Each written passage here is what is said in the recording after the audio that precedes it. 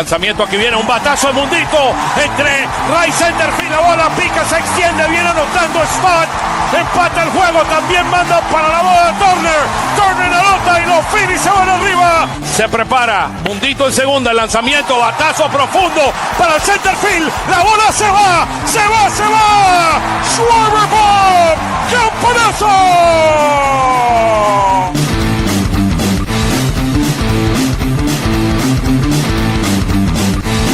Aquí viene el lanzamiento, swing y lo ponchó. Ponche de Alvarado, amigos.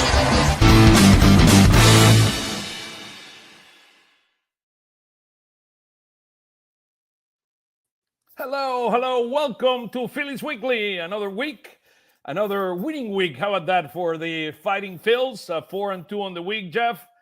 We beat Boston 2 out of 3. I mean, it could have been 3 out of 3, but unfortunately, should have been 3 out of 3. Let's be honest. We allowed 6 runs in an inning that I'm still feeling it in my stomach here. But then we go to New York, win the first 2 games, and there's a stat out there that David sent it from KYA Radio.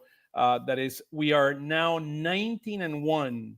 When in those series that we win the first game. So win the first game, we're going to win the series, and kudos to him for putting that set out there. He actually asked Topper the other day about it. So that was awesome. And look, we are sitting right now a game behind the Mets after losing today, but the Mets are winning 1-0 in the, I think it's in the 4th inning that they're losing 1-0. Those San Francisco Giants better start scoring some runs, and we're going to go after them. How you doing, brother? The Mets are red hot right now. Let's just be honest. It's just their time of year. They were cold in June and allowed the Phillies to catch up. I mean, let's be honest. It's going to be a back-and-forth race all the way to September.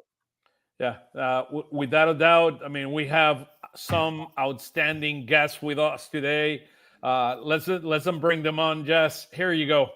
Here's the gang for today. John Foley and Luke Arcaini in the house. Welcome, guys. We're gonna have Tyler from PhilsTailgate in a few minutes joining us. We're gonna talk trading deadline with him. But let's. What a week, guys. How's it going, John? Hey, not too bad. Would have been a lot better if they finished off that sweep. But 2 out of 3 is not too bad. 2 out of 3. Luke, can you pull some miracle there in San Francisco and get those Giants to score some runs? I hope so. It needs something. Those Mets are red hot right now. No, good week. Obviously, any 4-2 week is usually a good week. Obviously, would want to sweep one of those, but faced 2 good teams this week, and they won both series, so that's always a good thing. Yeah, absolutely. We have a packed show. Let's go kind of with some of our stats. So here's kind of the Mets have won the last 6 games. They're there in first place. Don't like it too much, but whatever it is, I mean, we're both. It's going to be a race back and forth throughout the entire year. Anything that stand out from you, John? What you've seen so far from the Mets in this hot streak that they're having? Hey, they're going to punch. They're going to have these streaks, and the Phillies are just going to have to counterpunch with streaks of their own. The White Sox coming up this week. That's a good series to start.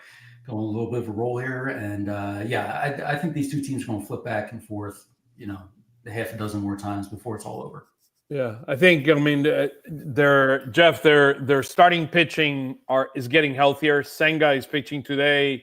You saw Peterson continues to do his magic. Minaya looks much better in the last outing, and Montas have been winning. I think the last couple of games he's won. So their starting pitching is beginning to show off, and when I was putting the stats together, I saw that the Mets starting pitching just passed our starting pitching in ERA.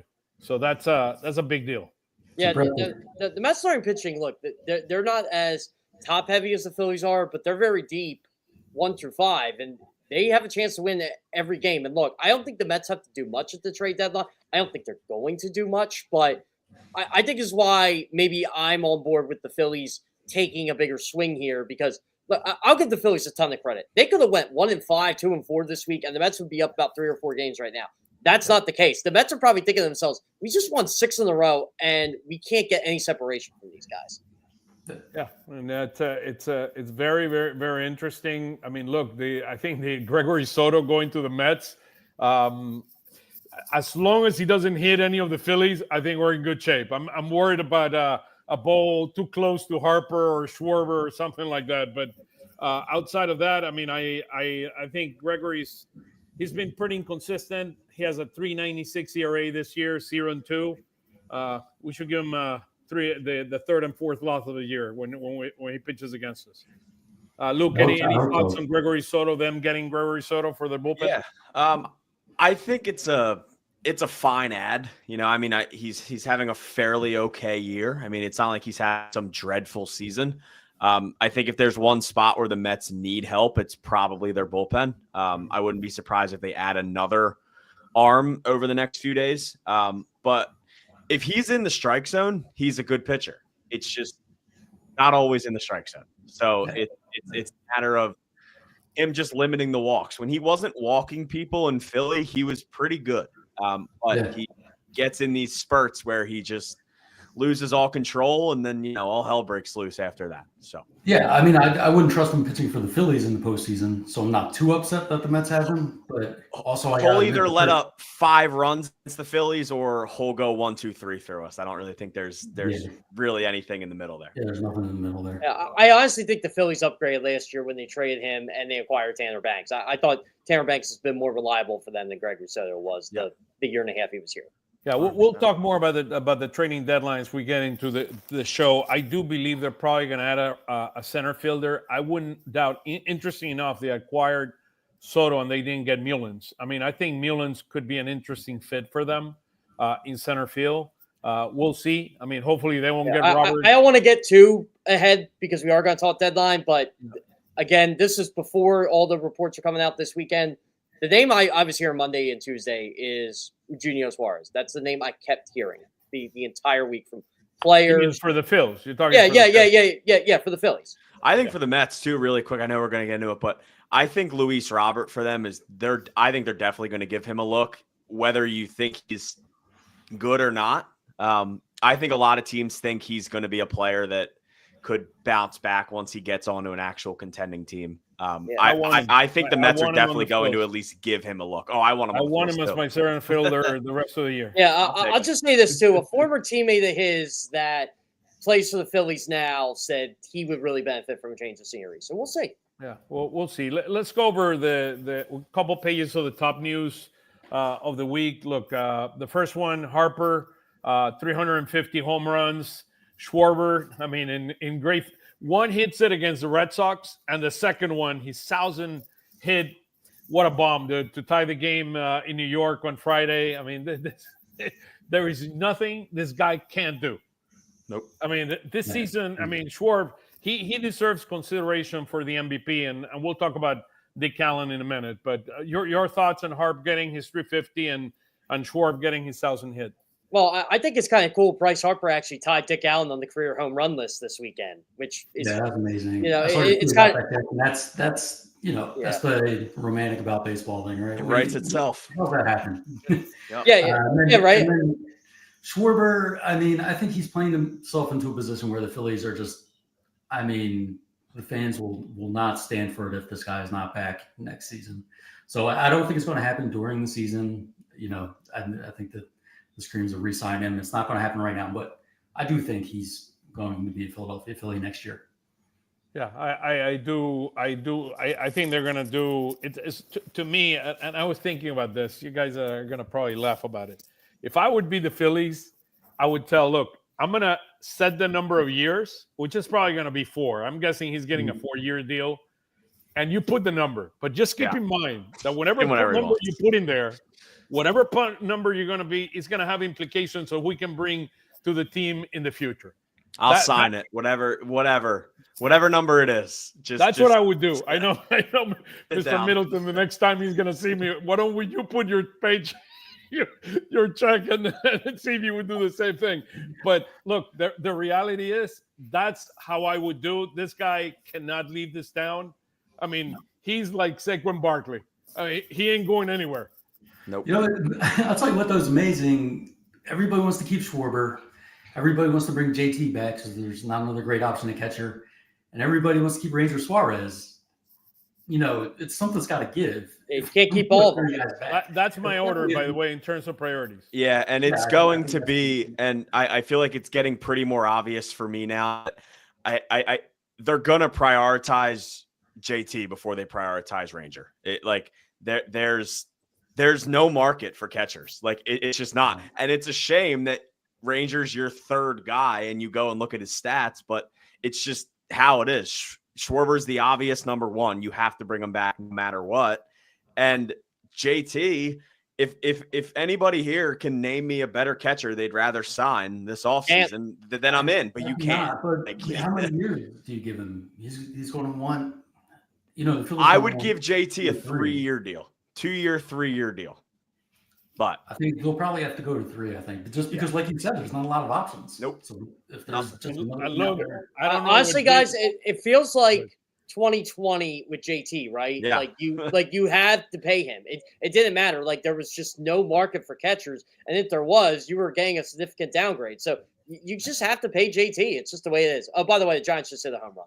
Perfect. All right. There we go. 1-1. Here we go. Our Giants. Go Giants. Go Giants. Go Giants. Go Giants. Hey, Dick Allen making it to the Hall of Fame. I mean, a class act, 351 home runs, over 1,000 RBIs. I mean, 1,700 games. This guy deserves it. And finally, he was able to make history here. I'll go with what my dad told me about Dick Allen, because my dad's a big baseball guy, always was a baseball historian. He would tell me Dick Allen was one of the top 5 players in baseball in the 60s. And, his story is just incredible, from the whole racism aspect to him being hated at first in Philly to ending up being beloved, and how he rejuvenated the White Sox franchise in 1972, which pretty much got him into the Hall of Fame, if we're going to be honest here. But, Dick Allen was one of the most feared right-handed power hitters in the game. I think sabermetrics really helped him. I don't care what Bill James thinks about him, but look, I think it's well-deserved, and I wish it would have happened when he was alive. Yeah, that's the thing. That makes the whole thing bittersweet, is why couldn't this have happened when he was still here to see it? And it's heartbreaking, because you look at these numbers, and it's a no-brainer to me. And I don't understand how it took this long. I know on one of the veterans committees, he fell just 1 vote short. So a grave error has been corrected. I'm happy about it, but it's definitely bittersweet. Yeah, John, and you and I grew up in the 90s, right? You're a little older than me, but you remember maybe. Yeah. Remember, you and I would go to the vet in the 90s, right? If we would go to games, you wouldn't hear that much of Dick Allen references in that ballpark. You knew he was a great player for him, but that was it. That's true. I mean, the franchise could have done a better job getting his name out there, getting him involved in the conversations. Yeah, because you look at how a lot of things have to go wrong for it to take this long for Dick Allen to be in the Hall of Fame. Yeah. Thank you got in before Pete Rose did.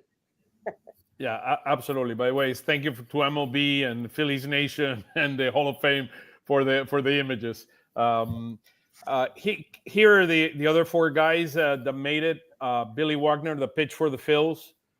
Any thoughts? I mean, on what you saw from him when he was here? I got something for him. I mean, look, guy was a Hall of Famer. I'm not going to deny that. Was a great closer, but I'll never forgive him for choking up that series against the Astros in 2005, and the Phillies missed the playoff by a game. So, yeah, it stinks. That was tough. Yeah, I remember just year after year being right there on the verge of making the playoffs and not coming through. I don't know if that's going to be most people's memories of Billy Wagner, but as Phillies fans, John, it's funny. We remember him as he left Philly on a bad note and goes and signs with the Mets, and he was part of those Mets teams that collapsed in 07 and 08. Yeah. Well, thank God. It's a weird way to remember a guy, but sure. Look, I remember Billy Wagner in the beginning of his career. The first times that I went to spring training, I would sit down behind home plate and look at those 100-mile fastballs. I mean, that was impressive. I mean, the guy could throw hard. I mean, he was really, a really hard thrower. Look, Dave Parker, I mean, would you say what you said about Dick, the same thing? I mean, it's a complete shame that he passed away a month and a half ago, and he couldn't see his day. But at least he got in. He was named. Yep. At least when he was alive, he was named. But look, I feel for him. I mean, a great player, a guy that I've always respected. He went when I was little. He played in Venezuela, La Cobra. I mean, the guy was unbelievable. I mean, he had a great arm. He could hit home runs. I mean, I think he has in Venezuela the second or third most home runs in the history of the league when he was there. He was MVP of the league. I mean, the guy was unbelievable. Oscar, it felt like he was like the underrated star of the 70s, right? You had all the great players, and it's like, oh, and Dave Parker's there. Yeah. But I mean, hey, look, he's a world champion, All-Star Game MVP. On a bunch I of love how titles. he hit. I mean, with the bat up there. Yep. I mean, he would have that bat. I mean, that he was a very, very special talent. Ichiro, I mean, Suzuki, he changed the game for the Asian community. This guy, first MVP in the Hall of Fame. What a hitter! He's just incredible. I mean, how many players can go by one name in Major League Baseball history? Came in the majors in his late 20s and had 3,000 hits. How crazy is that? It's just nuts. Inner circle Hall of Fame stuff. Yeah, He was the just most like hits. one of the coolest players to watch too, because like every time he came up to the plate, you just kind of knew he was going to get a hit. Like he just found a way to get a hit like every single at bat. I mean, he was my favorite Ichiro thing is like he was a power hitter for the Oryx Blue Wave in the Nippon League. And he comes here and it's like, yeah, I'm not going to be a power hitter. I can hit 20, 30 home runs. I'm just not going to do it. And he just gets like 200 hits a year for the first 10 years of his career. It was insane. And then Sabathia, I'm not sure if he's a Hall of Famer or not, but he made it. I mean, I think there's a lot more flexibility on who makes it right now to the Hall of Fame. I mean, he was a really good pitcher in Cleveland, New York. Yeah, he has the number, World though. Series. Huh? He has that number, 3,000 strikeouts. Yeah.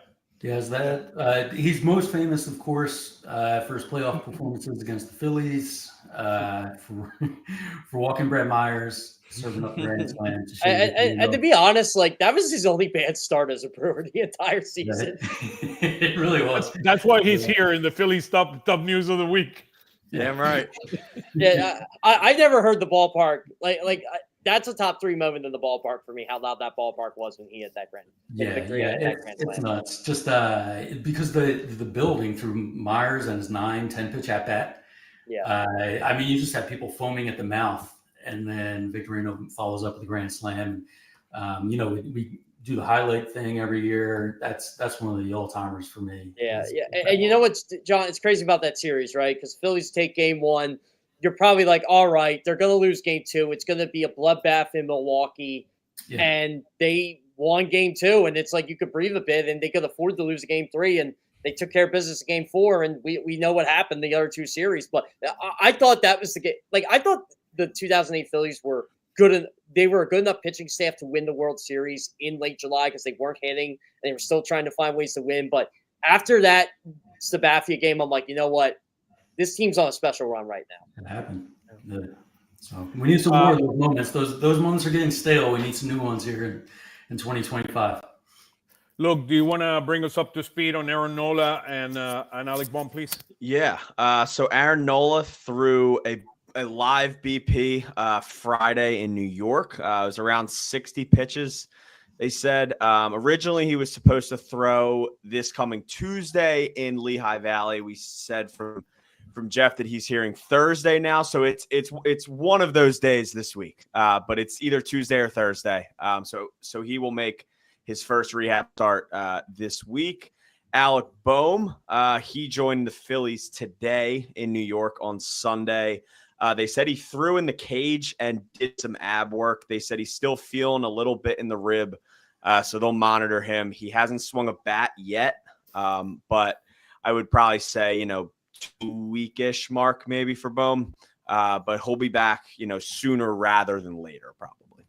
I mean, who needs him when we have Otto Kemp? Otto Kemp, maybe the Otto Kemp breakout game. Who needs him when we have Gino Suarez? There it is. Yeah. And him, wink, wink. There it is. I don't know. I'm just speculating here, guys. All in. Come on. It's the name you keep hearing. You said you were not going to talk about the trading deadline until the end. Just kidding. You know what? It was a perfect moment to do it. I know. Well, we'll talk about the perfect moment in a second. 4-2 for the week. 6.5 runs for the week. That's to me a highlighter there. I mean, and I after finishing basically with the spark plugs coming out before the All-Star game. I mean, 2 runs that last week. I think, except that game that we had 13 runs in San Francisco. We've looked offensively much better as coming back from the All-Star break. 5.3 runs and 6.5 runs this week. Look, we're hitting. I mean, we're hitting home runs. I think we hit 16 home runs this week. I mean, a lot of homers. A lot of homers this week. Today. Oh, by the way, guys, I'm going to let you go. I got to do the CBS Philly appearance. So, come on, Jeff. Come on. God forbid this guy does his job. We'll bring you back. We'll bring you back, Jeff. All right. I'll talk to you guys. We'll see you in a second. Bye. Yep. See ya.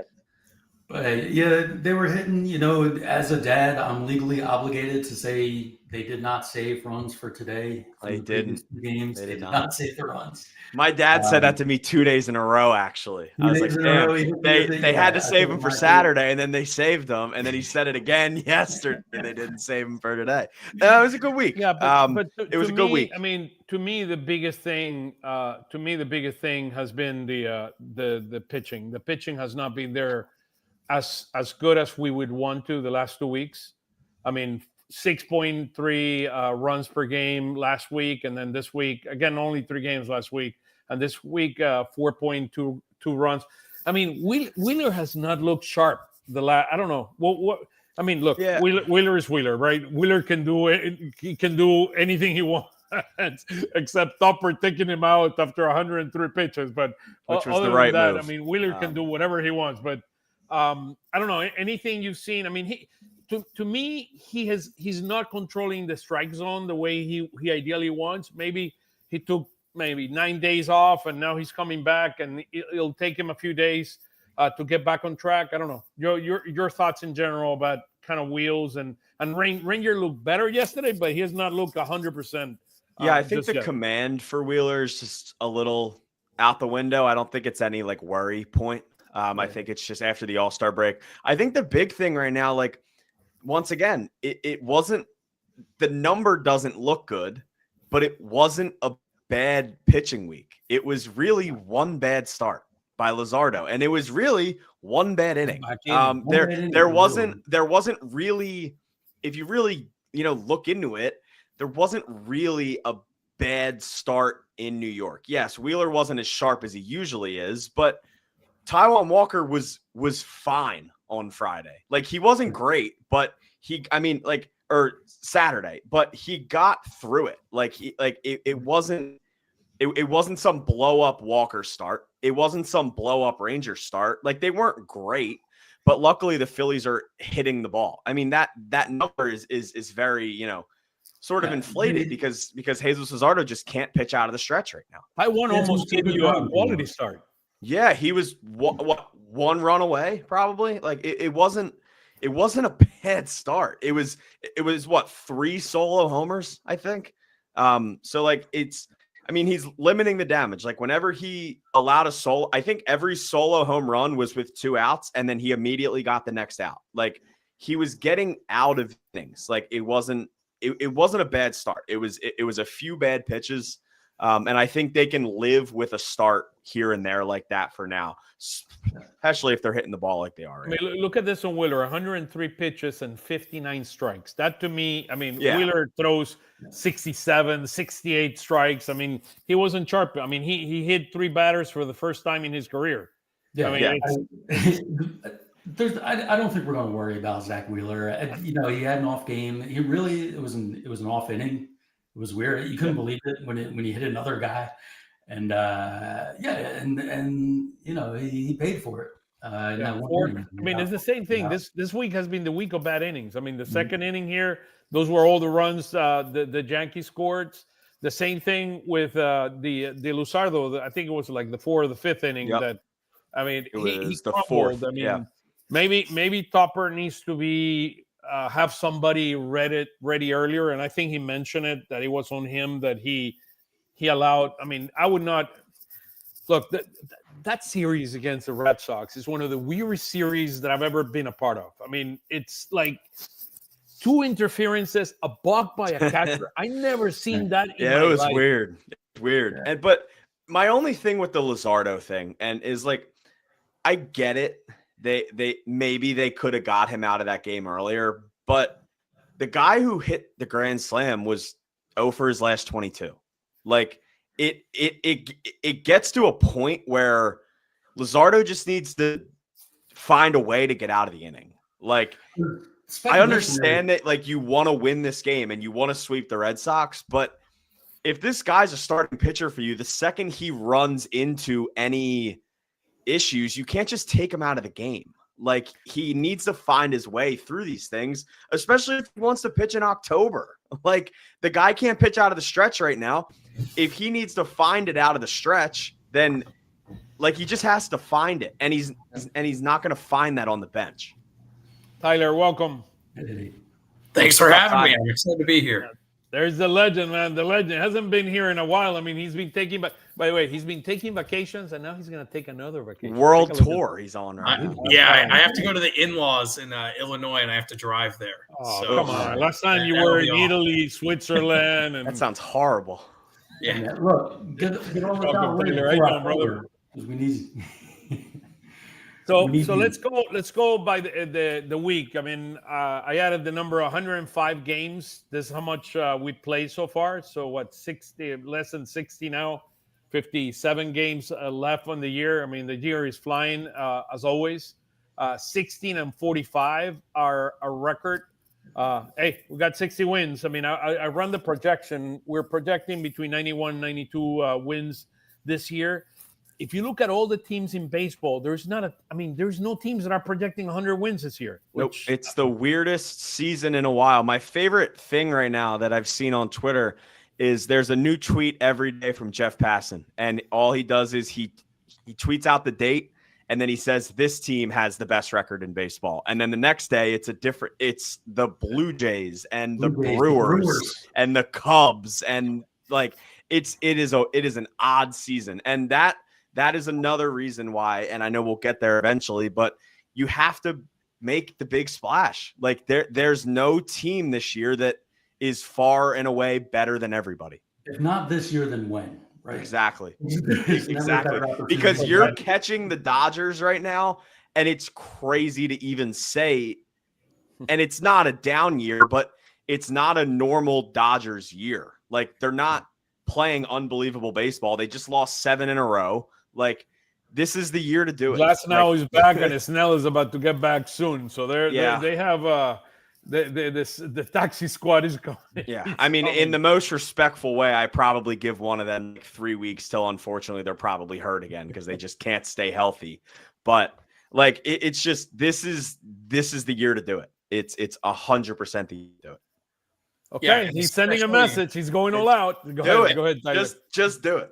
Especially since you have controllable assets, you know, you can take some of those prospects and you can focus on this year, but also for the future as well. So I think this is a really good opportunity. And I've seen other tweets where it said if you put the Phillies in the AL, we might win 100 games. And, you know, they're not wrong. The toughest battle might just be getting through the NLCS.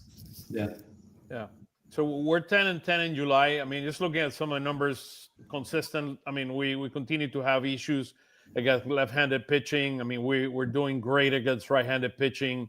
We are 29-29 against teams above 500, 16-12.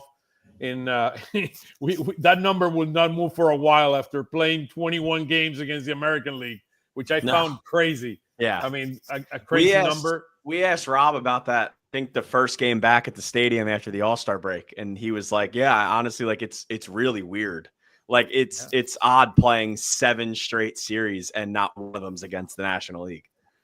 Look, we've had one great month, which was the month of May.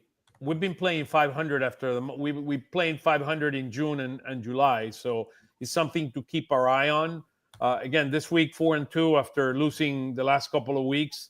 Hopefully we can turn the corner, but we're 22-11 in series, and that number that David from KYI have pushed, KYW have pushed is fantastic. Which is you win the first game, you've won 19 of 20 series.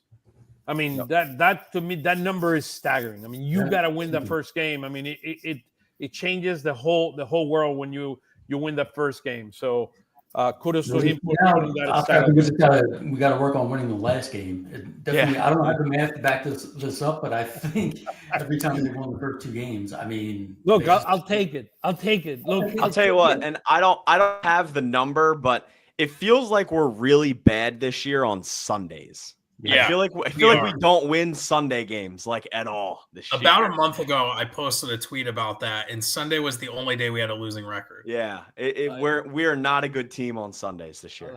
I'll have that stat momentarily. Just give me a second until the thing opens up.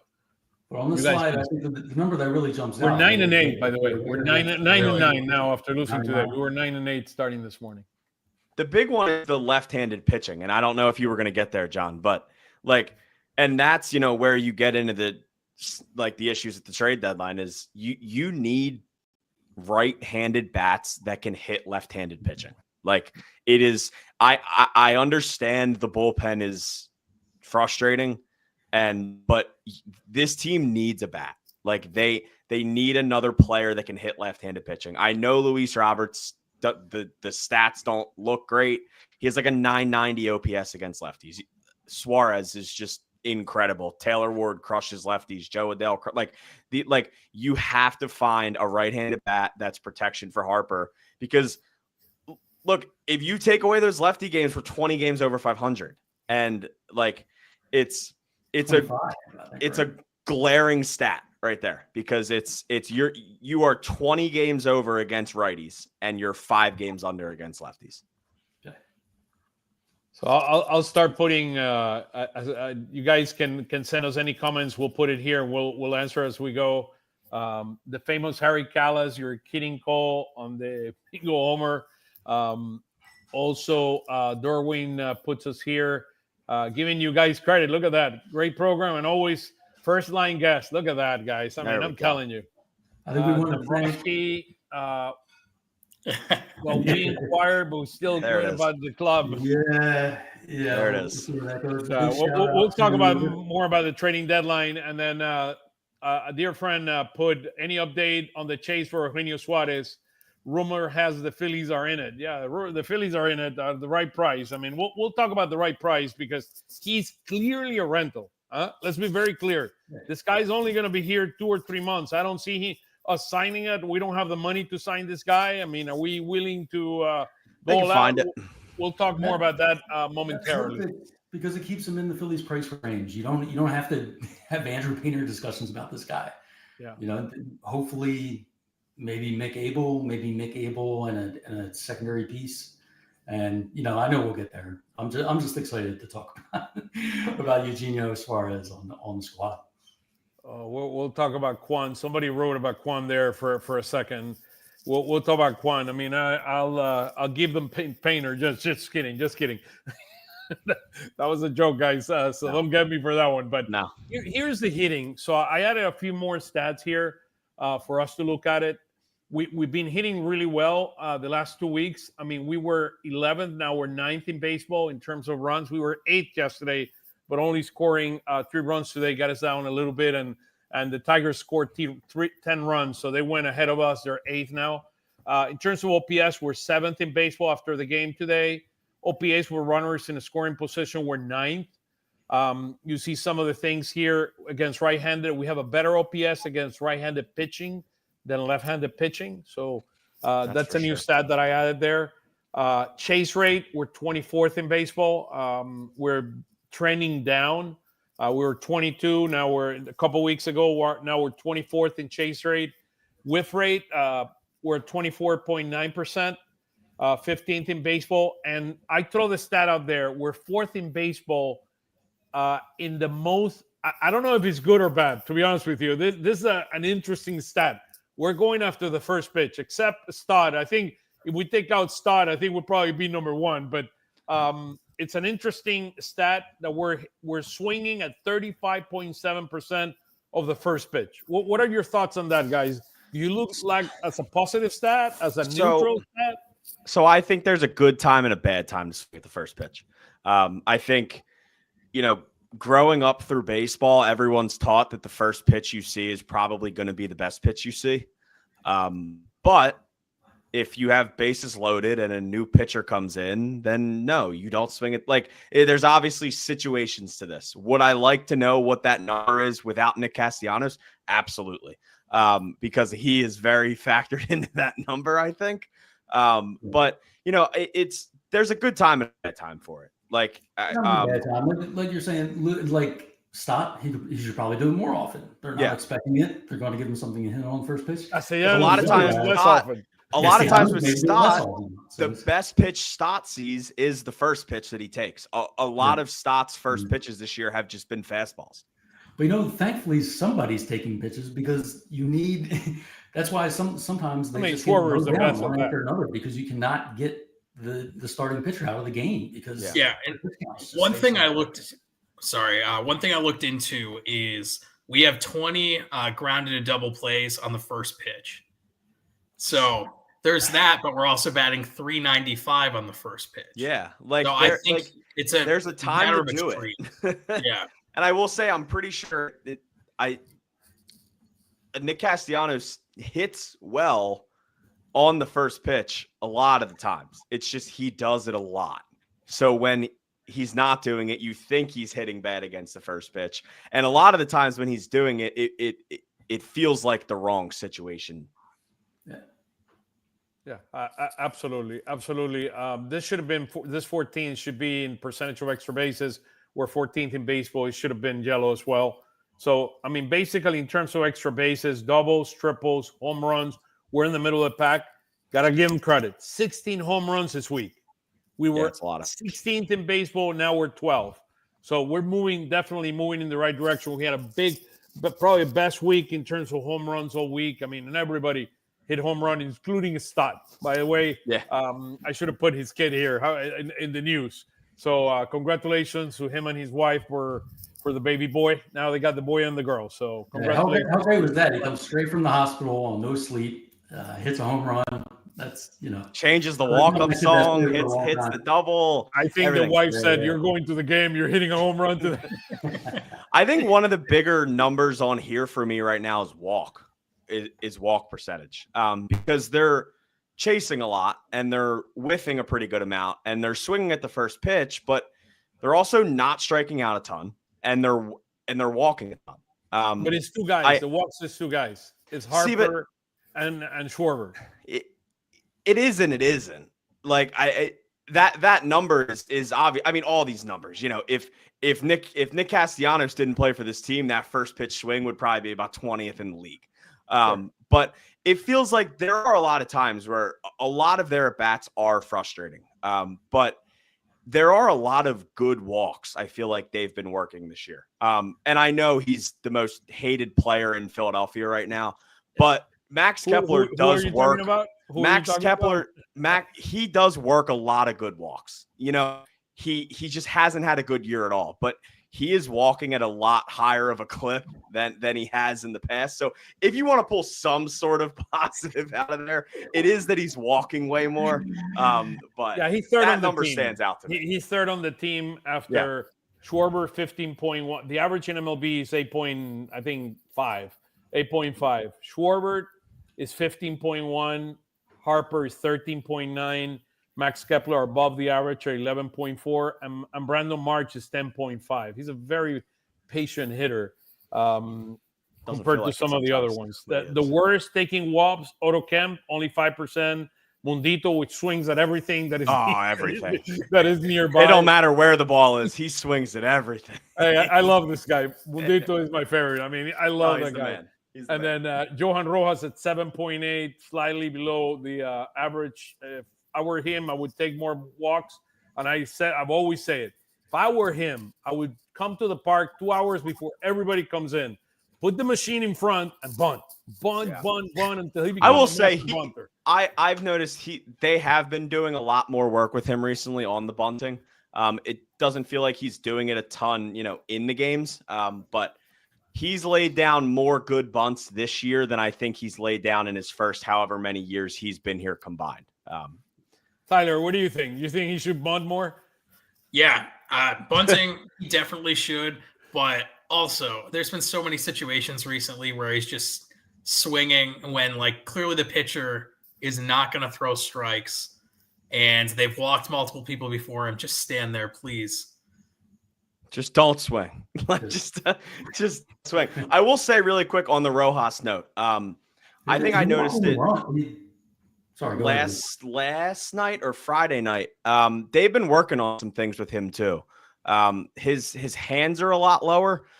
His stance. You're talking on Stott? No, Rojas. Okay. His hands are a lot lower. His stance looks a lot like Trey now. I think they're kind of getting him shorter to the plate, which is what they should have always been doing with him. Because he's not a home run hitter. If you don't hit home runs, you shouldn't have some long approach to the plate. As well as Stott too. I think I noticed that the end of the Red Sox they're series. asking him to put the bat lower. on his shoulder. Yeah, the knob's more lower to the ground. He tends to move the bat too much, so they want him to be a little bit more still. He's moving the bat, but because not as much. Stott's stance now looks a lot like Schwarber's, and Rojas's stance now looks a lot like Trey's. Hey, if it works, it works. I don't know. If it works, maybe it works. Maybe it doesn't. What they were currently doing wasn't working anyway. So no, probably not. No. I hope it works. I definitely hope it works. Hey, let's look at some additional things. I mean, we're 7 stolen bases, which is a great stat. This is the production and it's updated by position and by batting order. So as you see here, we have a top 3 guys are the monsters, and then we go average in right field, and then everything below second base, catcher, third base, left field is way below. And then you see it from a batting order standpoint. I mean, remember, they move. I mean, Harper and Schwarber have been moving between second and third in the order. We have a lot of different fourth hitters. So this is how we stack. So we're average kind of in the middle after the first 2 or the second and third batter. We're basically average. And then you see the issues that we have in center field and left field, which is they normally are the bottom of the order guys in our lineup. So look, if you're going to win a championship, you got to turn some of that red at least to yellow, if not to green, and some of the yellow into green. Yeah, and that's should be going up soon. That's the importance about getting one more bat, because if you look at that right side graph, if you add another bat in the 4 hole, everybody slides down, and all of a sudden you only have 1 red, and it doesn't look like a lot, but it adds depth. Really quick on our Giants, Matt Chapman just hit his 2nd home run of the game, so the Giants are winning now. I love it. Yes. Our Giants. Our Giants. Never said it. I see it. What a shot. Bomb. Big time. Jump on us all. Yeah, they just showed the fanatics standing up and cheering. So I need that shirt. That's I love it. So let's look at our hitters a little bit. So again, I don't like to put the charts for too long because there's a lot of numbers here, but this is for the season. I wanted to show who is hot in July, and we're going to see JT in a minute, how much he's hitting in July, which is fascinating. But basically, we have 3 hitters in the green. We have a little bit more hitters in the yellow now, kind of at the border. JT has been coming up, and you see him there at 730, at 725. OPS. Let me actually, so I can show the full chart. Let me just put the full chart there so everybody can see it, and then I'll bring you guys back up. I'll bring us back up. The guys in yellow are at the OPS average, and the guys below are kind of significantly below the OPS. And that Alec Bohm ended up before the All-Star break. He was not hitting well, and then you see where Brandon March, Max Kepler, Stott. I mean, which is, you look at it, Bohm, March, Kepler, Stott are normal, what?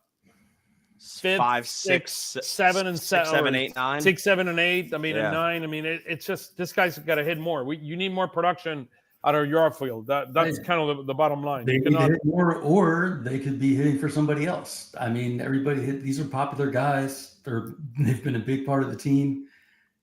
If they belong in the league, but it might not be the year for them to be on the Phillies. So here's in July. Yeah, no. So here's in July, John, and welcome your thoughts on this. I mean, you have Schwarber now leading the pack. He's hitting 268, but his OPS is 1.887. You see Harper there at 1.012. You see JT Realmuto. He's hitting 380. Yeah. 380. I mean, I can't believe this number. I mean, he was here in 220. Now he's up to 270. He's batting average, hitting 380 in the month of July. Wild. He's number one in baseball. Every time you get worried about the guy, every single time you get worried about the guy, has he passed his prime? Is he washed up? All of a sudden he goes on a tear like this, and you're not worried at all about JT anymore. And now we're worried about how we're going to re-sign him next year. And the home run, he's hitting some key home runs. I mean, the home run he against Boston to tie the game against, none other than Adolis Chapman that apparently got hurt today. So he ain't coming to Philly. So I actually took him out of our options. We'll talk about the trading deadline momentarily. But look, kudos to him. Also, Kemp hitting a couple home runs today. They're there. I mean, kudos to him. When he's getting a chance, he's producing. And I love, as I told you, Mundito Sosa. To me, he's the best utility man in all baseball. That guy, there's nothing that guy cannot do.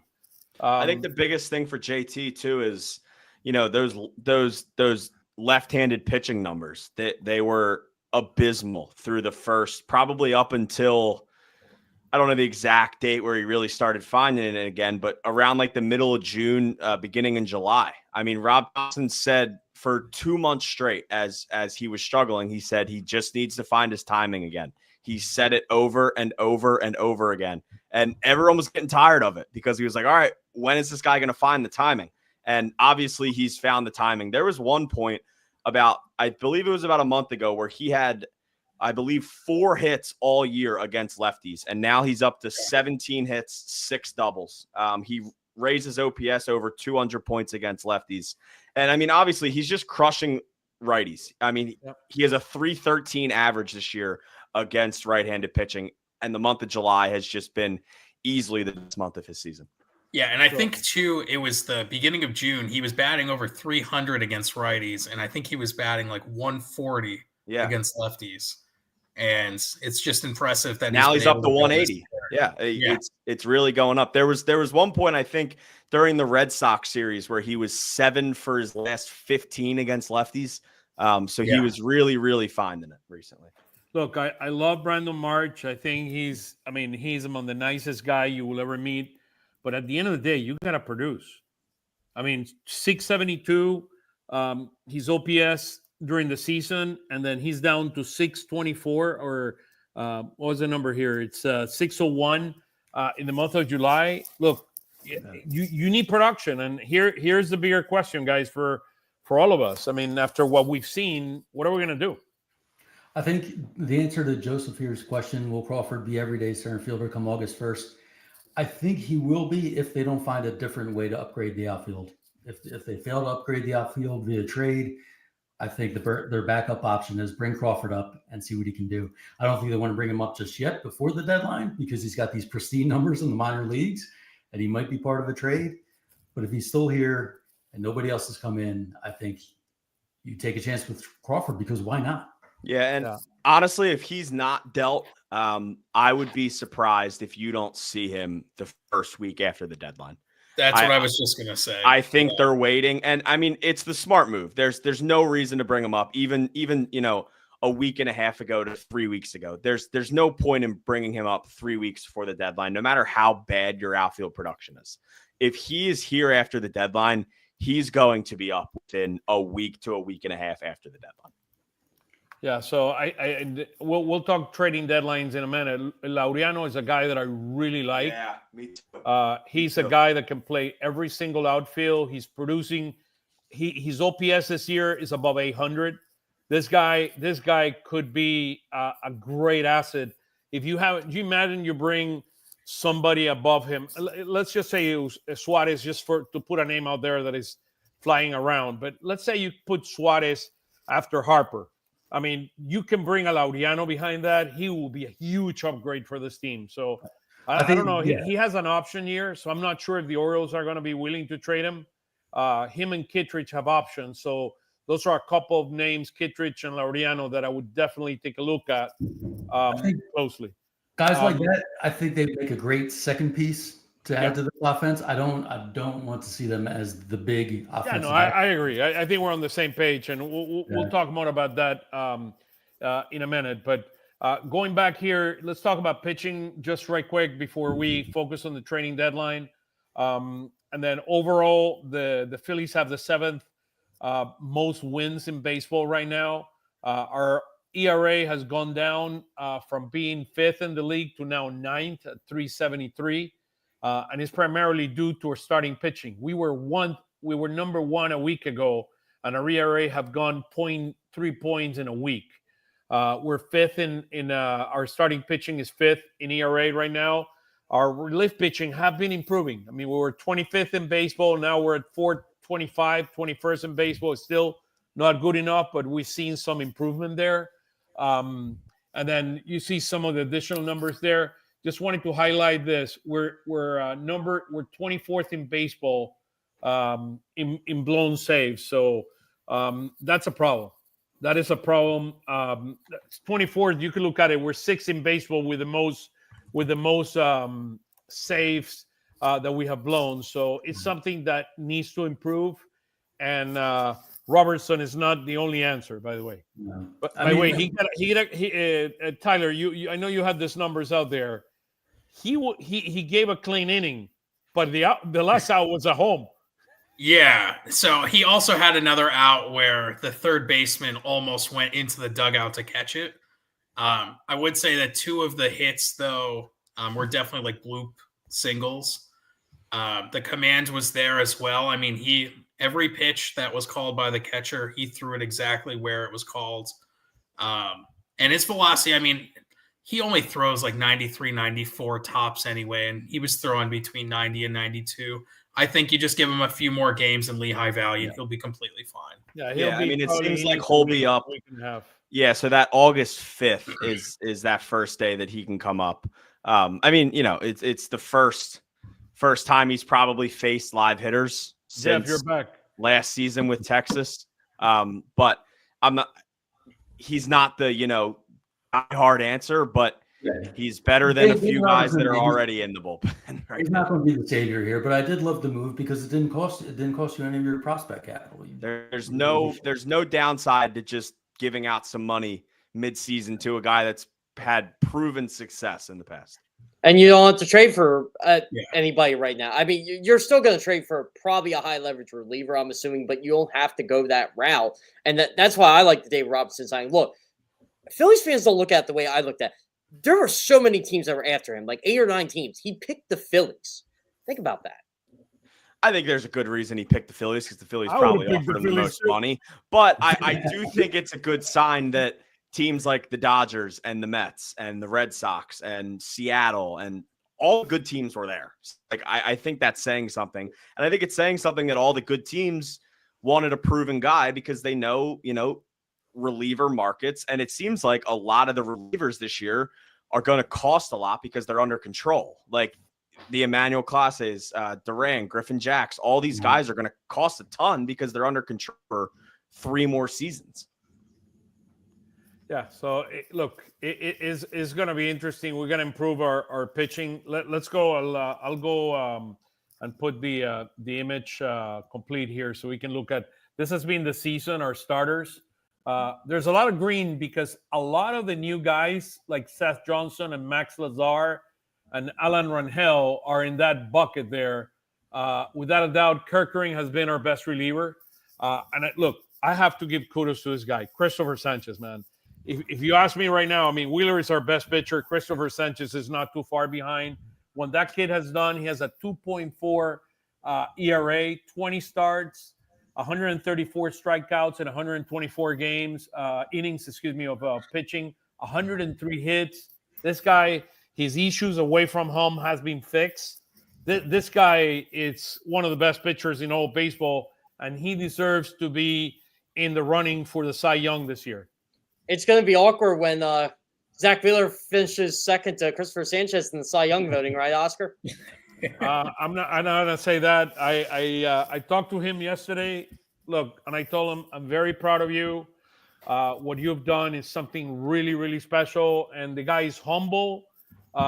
He views Wheeler as the guy that has helped him tremendously, him and Nola. I mean, he's a very, very respectful, low-key guy, very likable guy. His kid has 9 months old. The kid is almost his size. Oh, man. He's 9 months. I mean, the guy, I tell him, your kid is unbelievably. The thing is, Oscar, like Christopher Sanchez can get better. Like he's still on the up. He's still on the upswing. Like he hasn't reached his peak yet. That's what's insane about the whole thing. Like we may be getting this for a while with this guy.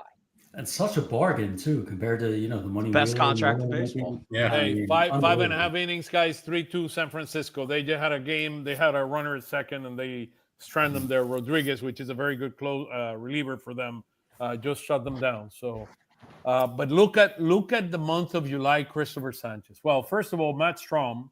Yeah. He's pitched 9 games, has not allowed a run, only 2 hits. Yeah, I think that's probably the biggest thing with the pitching staff right now.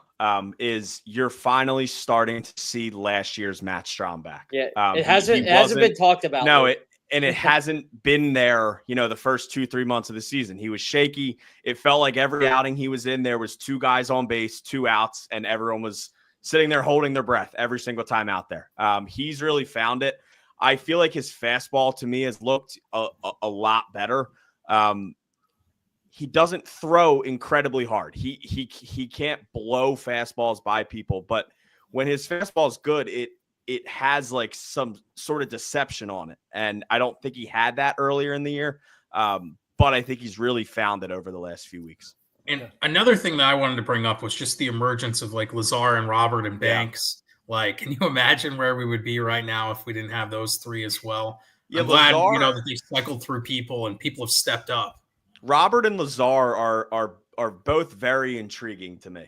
I think ideally in a perfect world, I think one of them is only on your bullpen in October, and he's ideally the last guy. But both of those guys have shown a lot. I think Robert's stuff is probably better than Lazar's. I think Lazar's been a better pitcher. I think Robert at his best probably has some more flashier stuff. But I think both of those guys have taken down some pretty big innings. And I don't think you would have thought before the season that those guys would be in some of these situations that they've been in.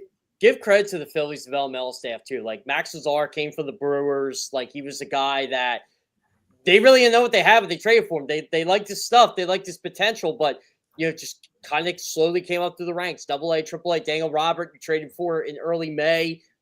I think it was cash considerations, if I'm not mistaken, they got for him. Yeah, and look, the Daniel Robert and Max Lazar have helped this team hold the fort for 6 weeks, just like you needed them to do. And I don't know if Daniel Roberts going to be on this team past Thursday, but he's basically given them a reason to consider keeping them on here. Yeah. It's gonna be interesting what we're gonna do. I mean, there's a lot of ways we could do. I mean, if you ask me, I think Lazar has looked the best. Yes. He's been in key positions in terms of if I had to put them in order. I think second Roberts and third Johnson. I don't know. I'm talking about the newer guys, right? Would you rate them like that, guys? Yeah, I agree. I think that 10th inning against the Red Sox for me really showed me something. The inherited runner comes in.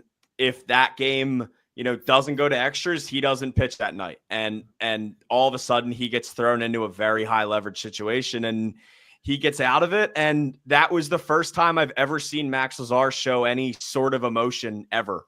I feel like anytime I see him walk in the dugout, like he is the most calm, like doesn't say a word. And like, that is the first time he ever like really showed something. So I thought that was really cool. It felt like Robert as well. Yeah. It felt like that moment for Max Lazar was like, oh, I can do this moment. Yeah. I'm good enough. Like I truly believe, and maybe you will agree with me on this, Lou. Would you be surprised if Max Lazar is on this roster in October? Not at all. No, I would not be surprised. I don't know if he'll be, once again, ideally, he's not taking down an 8th or 9th inning, obviously. But, if Max Lazar is the last option in your bullpen in October, I think you have a really good bullpen. I think that's right. But, I would like him to be one of, if not the last option. Yeah. I mean, I he doesn't agree. need to be, No, I don't he trust doesn't him need yet. to be That the was a fourth or fantastic fifth job. option. Yeah. And there's one more guy I want to touch on here, and Taijuan Walker. I mean, did anyone expect him to still be pitching solid? He's having a pretty good year. Like Excuse me. We You talked said about it something about earlier. Taijuan? We talked about it earlier, that Yankees start. Like, it wasn't great, but it kept the Phillies in the game. And the offense was awesome that night. And he didn't blow up at any point. Every time he allowed a home run, he got the next out. Like, he's been slowly putting it together again. And I do give him a lot of credit because, a lot of flack from fans going back and forth from being a starter to a reliever. And, he obviously has made, a comment here and there, but this could have turned a lot worse than it is. I'm going to make this statement. I trust him more as a starter than as a reliever. How about that? Yeah. Oh, I mean, I think everyone does. And I don't think you want to see him coming in the 8th inning of the NLCS. No, because he doesn't have reliever stuff. Like, right. He's not a reliever. But, if this guy, I don't know what his full ERA is on the year right now, but if he can give you whatever he's been giving you, like, it's fine. It's way better than the 5th starter that we had last year, that whole cycle we went through for the last 2 months of the season. Yeah, it was crazy. Like, too, after the All-Star break, we're just in Rob's office. We're sitting in there, and we ask him, Taijuan Walker, is he going to make his next start? He said, yeah, he's earned that. And I'm just saying to myself, you know what? I don't disagree with the manager on this. Like, Mick Abel, let him figure things out in the minor leagues. By the way, everybody wants to just harp on that start on Friday night Mick Abel had. He's been pitching really good since he's been back in AAA. And if he doesn't get traded, go ahead, John. Really wanted him to do it in front of those Arizona scouts, though, that were there. They can watch video. They know what he is. Yeah, exactly. Yeah, they're there because he's been pitching well. They do, but they're also humans, and when they see it with their eyes that night, yeah, but on the fence. Let's see if they think they're humans when they're talking trade. Look, we'll talk trading. The next slide. I mean, let's jump into it, guys. First of all, somebody wrote here about one of my favorite players in all of baseball.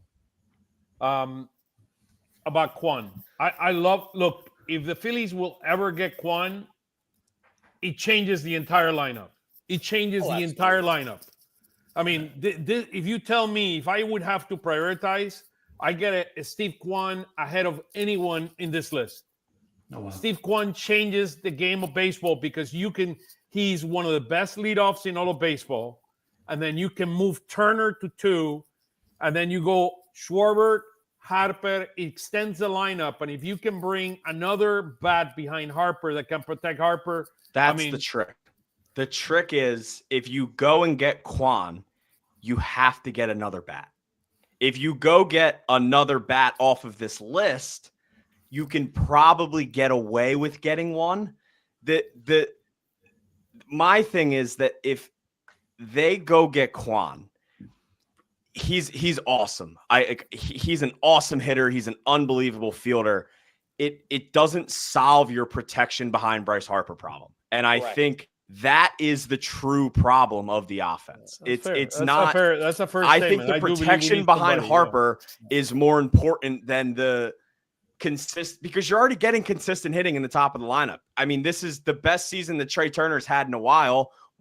If you give him 2 more games, he's going to lead all the major leagues in hits. Like you're getting the consistency out of the top. The issue is if you get to Harper and Harper walks, then you have Castellanos up or Bohm. And if it's not a hot JT streak, you get a 700 OPS JT Realmuto. Like, they need the protection, I think, more than they need the front. Yeah. With that being said, if they traded for Stephen Kwan, I wouldn't be mad at all. Yeah, no, I agree with you, Luke. Like, you need to stretch this lineup out, right? And to do that, you got to protect Bryce Harper. I always look at it as, okay, so you get a Gio Suarez, right? He bats. I'm just going to assume he bats 4th. All of a sudden, he'll be 5th. Think of it this way, though. You're moving JT down. You're moving Castellanos down. You're moving these guys down, and that deepens your lineup up. If you get Eugenio Suarez, all of a sudden JT Realmuto is hitting 7th in your lineup. Yeah, it's crazy. So, That's a great bottom of the order. Oh, by the way, the way Otto Kemp's been hitting recently, I'm not saying he's going to start, but history, Otto Kemp, he's ready to tie. His next home run will tie. I know this is exactly the direction we want to take the show, right, guys? Exactly. Otto Kemp, Absolutely. that he stands ready to make history. One more home run to tie the Phillies franchise record for home runs for guys named Otto. Wow. What a stat. John Foley has some great stats he pulls once every week or so. That's probably his best one. Stats. I'm excited. Hey, any stats on Stephen Kwan? Because I'd take that guy. Yeah, he's really good. He's good. How's that? There's your stat. The one thing about Kwan would have been the perfect fit for the last few years. Yep. I think the last few years, they had the power. They just needed somebody who could hit 280, 290. This year they kind of have that. And Turner's changed his approach. I'm not going to, if they get Stephen Kwan, I'm going to be over the moon. It's fantastic. But I do think this year the focus is a little bit less on that because Turner's filling that role pretty well. And it's a little bit more on the power. And they've just had this power outage with the exception of Schwarber. Now Harper's coming on. Now a few of these guys are coming on. Otto Kemp stands on the precipice of history. You have a lot of power coming back. But I do think this year is different than previous years. Now, assuming he survives this week, and I'm led to believe he is, where does Justin Crawford fit in all this? Well, it depends what they get. Yeah. If they go and get a Luis Robert, then Justin Crawford probably plays left field. But it really depends what they get. By the way, if they get a left fielder, he's a better left fielder than center field. If they get a left fielder, he's probably playing center. They get a center, he's it depends. I mean, ideally, I think Crawford probably hits 9 for you, and it kind of flips back. Pretty good over. 9-hitter. Yeah, it's not bad. But and also it's kind of starting to seem, and you guys can correct me if I'm wrong, but it's kind of starting to seem that Crawford almost feels like a little more safe than he did a few weeks ago. Oh, like I feel like it was a lot of the prospects are on the table, but if these big Suarez rumors are coming out and that's sort of the big one for them, if it was like, I don't think Crawford's going in that deal. So it feels like he's a tad more safe maybe than he was a few weeks ago. I still think he's on the block, but this argument that Crawford, his ground ball rate's too high. He's not going to be able to maintain a 300 batting average in the majors because those ground balls will be outs. Do you buy that? Because I don't think I do. I don't buy it. Like you got to keep hitting. But you have to keep that in consideration. That's a component, John. That's a component of the whole equation. I mean, defense and the way they position players is a lot stronger. He uses his speed to get a lot of base hits, infield base hits. So it's something you're going to have to keep in mind as you go into this.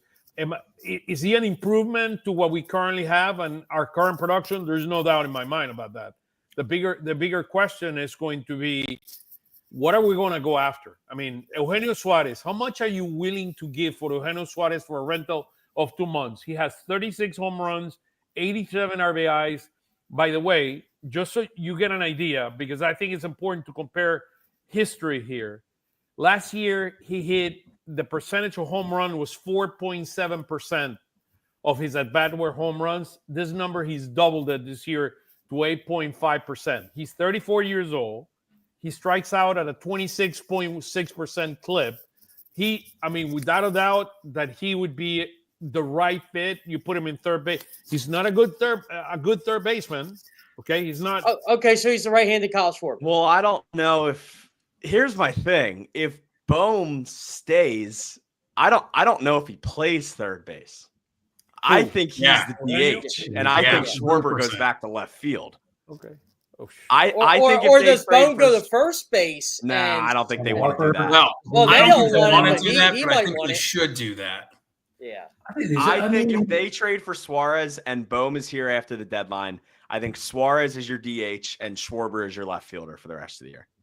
Well, I think one of the key things in this whole deal is like, because the Diamondbacks have been looking at Mick Abel for a while.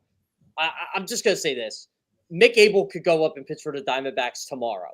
That's a big thing with these guys. Like, they're not trading for the 19-year-old that they could. Yeah, but bring me Gurriel with the left fielder, and then we can talk, because that way you add another bat and improves the. Are you going to give Mick Abel, after you've been able to build that guy, for a rental for 2 months? It's a hard pill to swallow. Well, okay, so you have Andrew Painter, right? You have guys in the system. That's the thing. I mean, here's the thing. I don't think people get obsessed with talking about, did you win the trade? Did you lose the trade? There's a very good chance you might look back 5 years from now and say the Phillies lost the trade. How could they give away Mick Abel? Well, it's not so much about winning the trade, is that the price of Suarez is X, and you've got to meet that price. That's what the price is. You're fighting with Seattle and the Cubs. But they don't have Mick Abel. They can pitch for them tomorrow. The other thing too is, coming into this year, everyone thought Mick Abel was never even going to make it. All of a sudden, after, thank you. I mean, that's the greatest part. Remember, that's first start comes up, and everybody's like, "Great start, great audition. Let's put him on ice and let's." That's the greatest part about this. Is a year ago he was on the development list, and he threw probably 4 good starts in the majors, and all of a sudden he's untouchable now. Like, I had so many people, scouts, whoever, like saying like they kind of gave up on Mick Abel, and it's just funny how he corrected it. Honestly, Mick Abel pitching this well is the best thing for the 2025 Phillies in multiple ways. How about this? What do you think, Jeff? Rice's Bowman Abel. I'd like to keep Bohm, but I think I'd do it. The Diamondbacks can throw a reliever in there. Yeah, thank you. Yeah. Yeah. You can add some more there. I don't mind Bohm getting shipped out, but I think if you can get it for just Abel, or Abel and a secondary minor league piece, and then you can flip Bohm for some bullpen help, or part of a package for some bullpen help. So it does make Bohm's situation on the team a little tenuous. I don't think you want to send them out in the same deal. I also feel like Gene Cabrera in Reading is a name to watch at this deadline. Yeah, I agree. He's definitely an important asset in the equation. How about Hendry Mendez? I've heard that name too. There were scouts looking at him Friday night. I'll just say this, guys. There was a Pirate scout there all week. A Pirate, you said? There was a Pirate scout there all week. Yeah, I mean, we've been talking to the Pirates. There's no doubt about that. I was trying to get some more info out of him, but that's for those relievers. Yeah, but they were definitely there for Cabrera. I don't know what they were looking at. No one wants to admit they're looking at Aiden, but they're clearly looking at Aiden Miller. You have to. There he is. Okay. We're looking at him right now.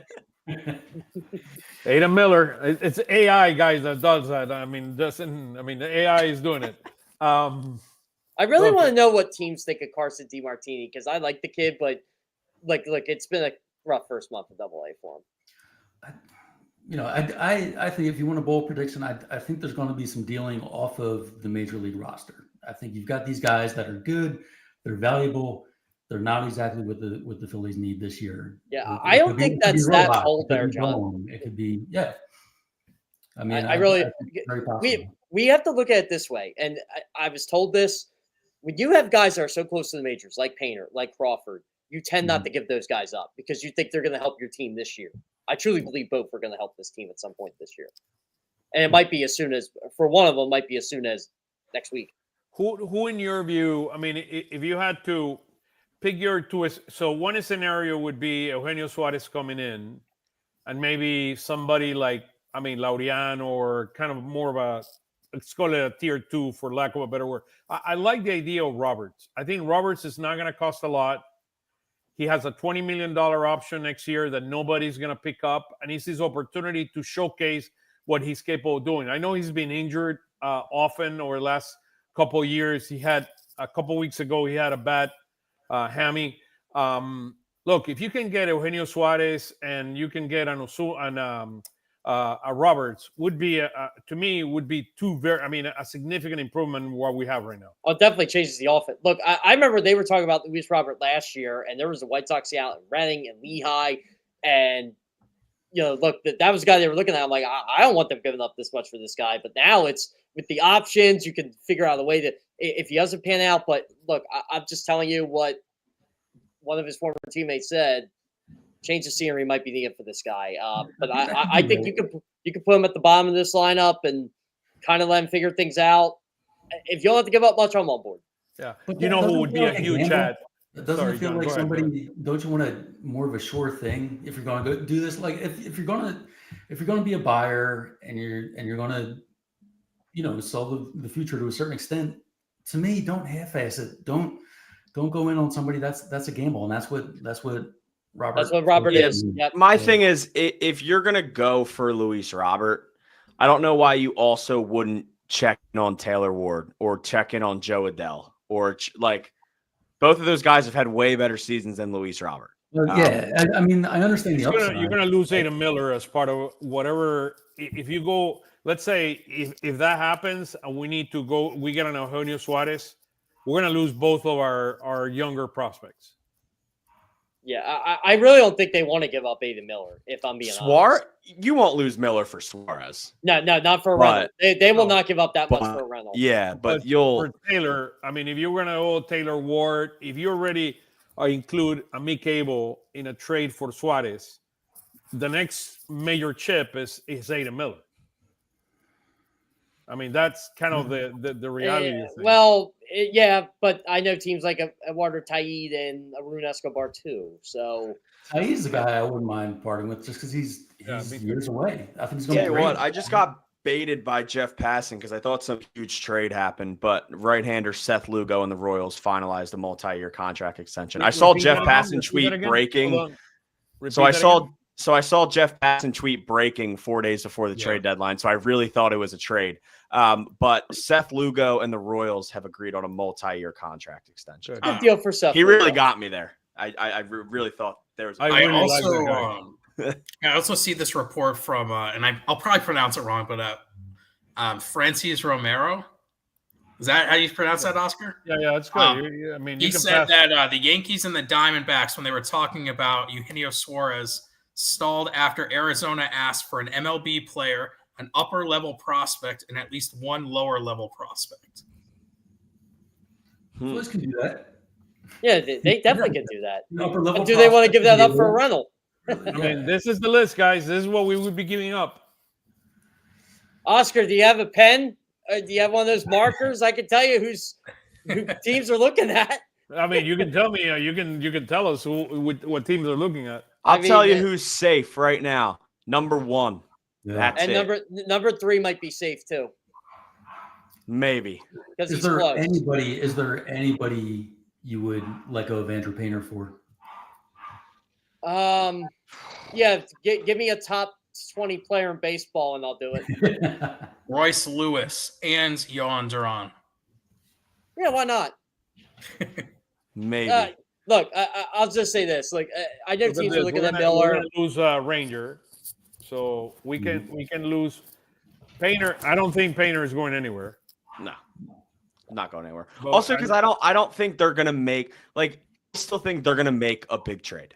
This is going to be Dombrowski's biggest deadline, but they're not going to make a deal that's one specific deal that's big enough to have to include Andrew Painter. And you got to remember too, guys, like teams like the Gene Cabreras of the world, the Brian Rincones, the Alex McFarlands, even though he's older, like there are guys on here that teams are intrigued by. Look, Dante Nori, like I know they just drafted him last year, but he's playing. Don't tell me don't tell me he's not expendable. To me, these guys, the guys who are still in single A, those are the guys that I'll part with no problem. And if it hurts us 6 years down the line, fine, because you were taking your shot when you had a chance to win, and I'll be fine with whatever happens down the line. These guys that are close, you kept them these previous trade deadlines. If you let them go, I really hope it's for the right player. Yeah, and I remember Dombrowski made a big deal about the untouchables, the Painters, the Millers, the Crawfords, the Taids, the Cavas. And he eventually traded Cava for Jesus Cesardo, which, again, single-A prospect, no big deal. But it will be kind of ironic if he trades, like, Miller or Crawford, and I'm just going to be like, well, wait a minute, what happened to the untouchables? I saw yesterday, Cava, it's I saw yesterday that Cava is the number 4 prospect on the Marlins, and he's still in Class Makes A. sense. Is he still He's really hurt? young, Because too. he was hurt for a long time. I don't know. Yeah, he was hurt for a Yeah. bit. I mean, he's the 4th. He's out for like I months. saw it yesterday. The top 30. They have 2 left-handed pitchers, and then Cava is number 4. What So- stinks for them is Chausse having the bad spring he had and then getting hurt and eventually being out for the season, because I would like to see what he would have done with a half a year. He might have been a nice straight chip for somebody. What is Otto Kemp doing at 24? This is That's yeah. I don't know why. I don't know why MLB.com still has Otto on there. He's been on the major league team for 7 weeks now. He just dropped off 2 days ago, and they replaced. They added Keaton Anthony at number 2. Oh, so they had Keaton. Okay, Yeah. I like Keaton too, but I think Hendry Mendez is more value than Keaton Anthony right now. Yeah. So we talked about kind of, by the way, a guy that I would love to, if you were talking about protection for Harper, that is in his last year, and I know they're not going to trade it, Osuna. Osuna would be the perfect hitter behind Harper. Right-handed hitter with power, big-time experience in postseason. I mean, that guy would be, but I do understand that he has had some legal issues in the past. And There has just a been some few. chance of his legal issues by the Would family. how fast would Phillies fans flip if he came Oh, here? in a heartbeat. In a heartbeat. Oh yeah, he'd be the greatest player ever. Go from DUI chance to he's everyone's favorite player in the matter of a year. That would be He'd go from DUI to MVP with his first home run. Don't Tell you look what, at he the can- body cam footage. He can hit the baseball though. I'll tell you that. let me here's the list for pitchers. I needed to move between the slides where I had the prospects. So Emmanuel Clase, Kate Smith, Johan Duran from Minnesota, Griffin Jacks, Andrew Kittredge. He has an option year with the Orioles next year for about, I think it's like $10 million. Fairbank with Tampa. Tampa has been slipping, so they might be more open to trade. Definitely Pittsburgh is an option. They, as you said, Jeff, I mean, there have been a number of scouts looking at our guys. Ainsley, I think, I don't know, St. Louis win today? Did they win today? I'm Did not they? sure. I haven't checked. All I know is right now the Mets are winning and Juan Soto hit a home run. No. No. Yeah, and Ronnie Mauricio. The Come on. Cardinals. Tyler and I don't miss Sunday Night Baseball. when The we're on. Cardinals I know, I'm lost. right behind my computer right here. Come They on. lost What's today. going on, Tyler? St. It's all Louis your lost. fault, man. Padres, yeah. All your fault, Tyler. One thing I want to say that I find very odd is the split between national reporters on if Clase is going to be traded or not. Yes. Because it seems like some people are like, he's absolutely not getting traded, and then other people are saying he is. And there doesn't seem to be an in-between.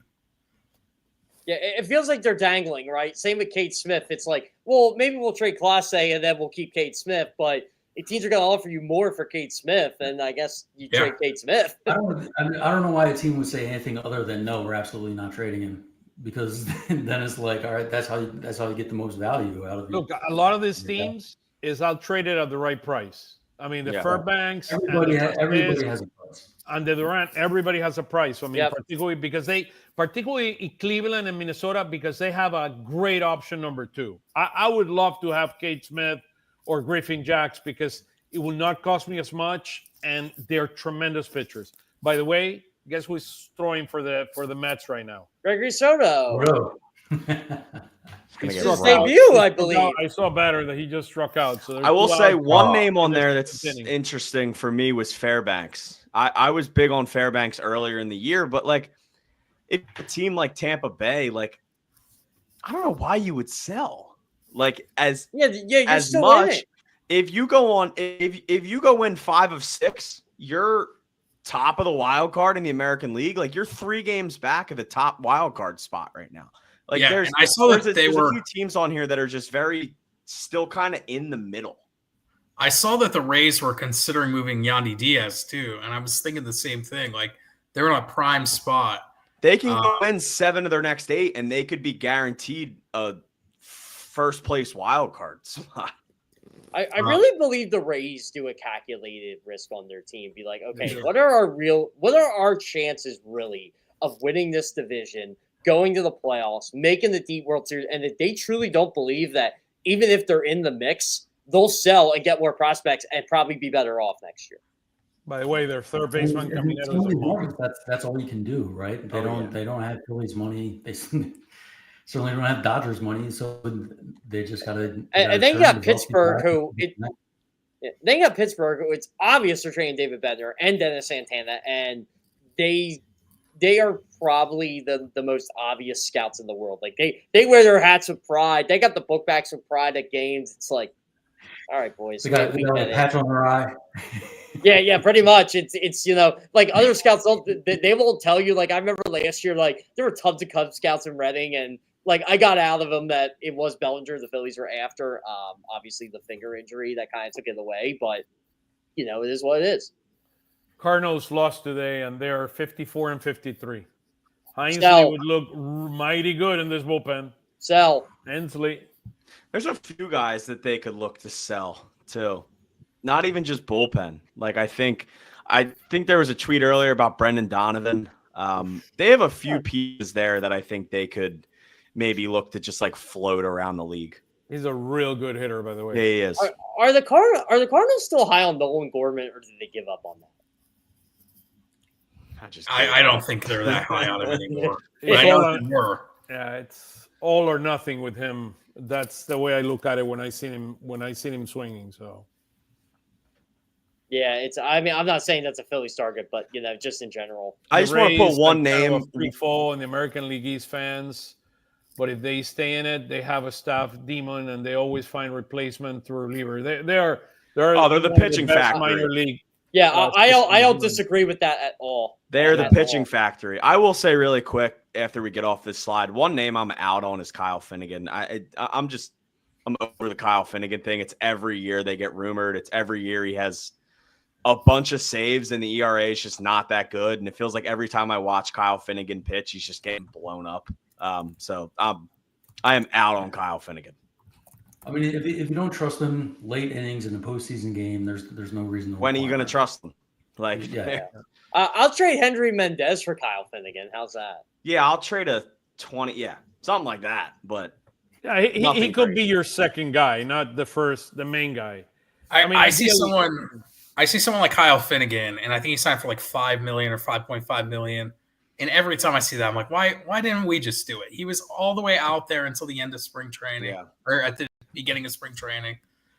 I don't know. Yeah, him and like Jake Bird. I just looked it up. Jake Bird since June 1st has ERA of 7.71, and he's given up 12 runs. If the Phillies ever got Jake Bird, I would love to be in the clubhouse with him and Bryce Harper. I did just walk past each other.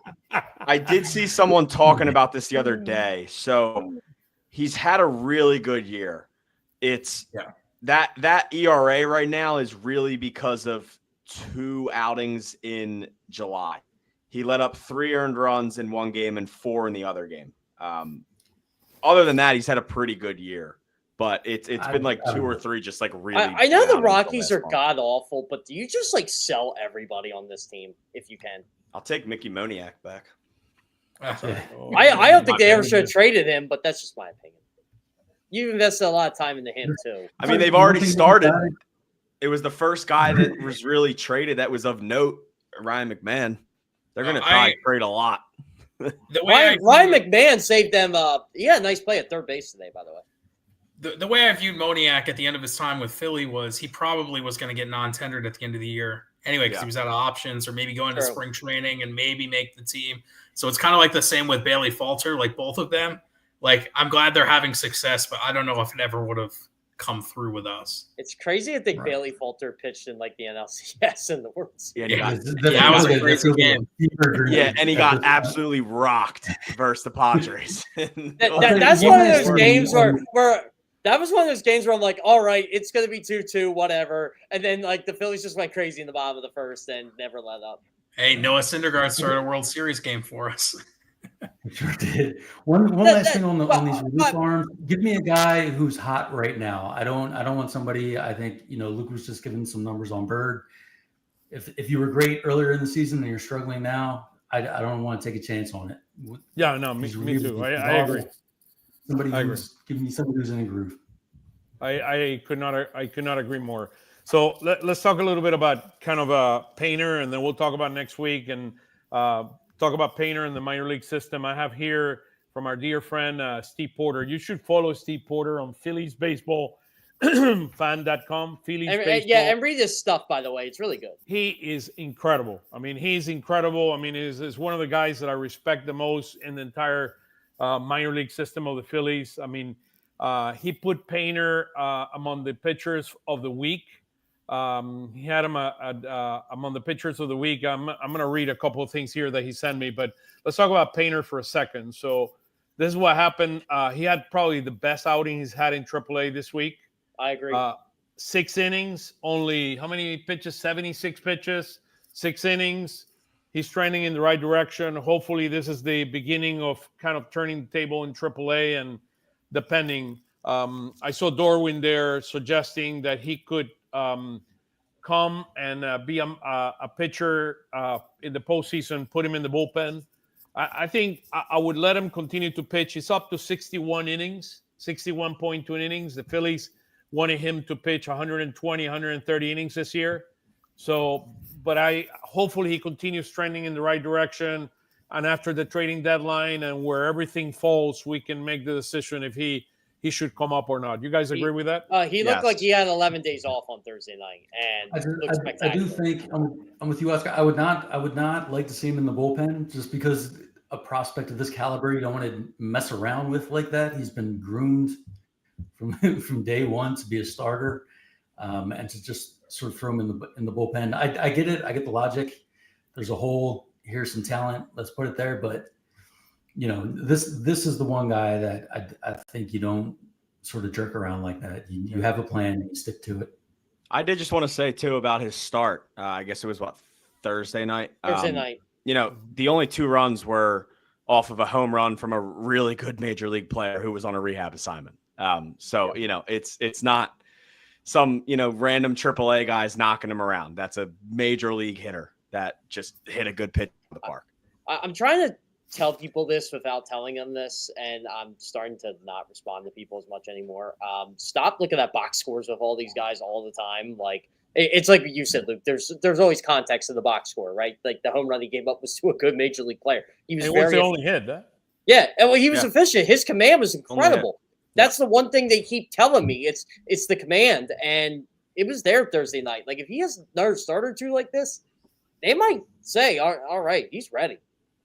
Yeah, I think one big question for me, and one number that I look, because it shows to me how he's overpowering hitters, is the strikeouts. That is one area that I monitor closely. When he starts striking out, he hasn't been as dominant as I would ideally want him to be, and the way he was in the minors. So I think, look, he's going through the growing pains of learning. He's our future, and he ain't going anywhere. So that's the bottom line.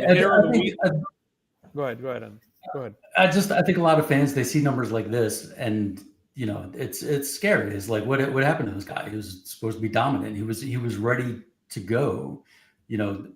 Before the injury, what was it, 2 years ago? He was right there and ready to join the major league squad. And now you're seeing numbers like this, and people start to worry. Why is he untouchable? I mean, look where Mikabo was. Look where Mikabo. I mean, Tyler was. Spencer Howard was dominant in AAA too, and look what happened. Yeah. So from a Steve, the hitter of the week is from the Dominican Summer League, a catcher, Anderson Araujo. He plays for the Phillies Red Team. He went 5 for 13. He scored 5 runs. He's a 17-year-old signed from Barquisimeto, Venezuela. He had a very solid first professional. I think they just finished their first professional season. Anderson was selected for the DSL National League All-Star team. He hit 282. He's a slash hitter, 944 OPS. I'll take him. Spring into the big leagues from Dominican Republic, a 17-year-old. Get him up. Send them in. Yep. The second guy, Paul McIntosh with Reading. He went 5 for 11. A catcher, 455 for the week.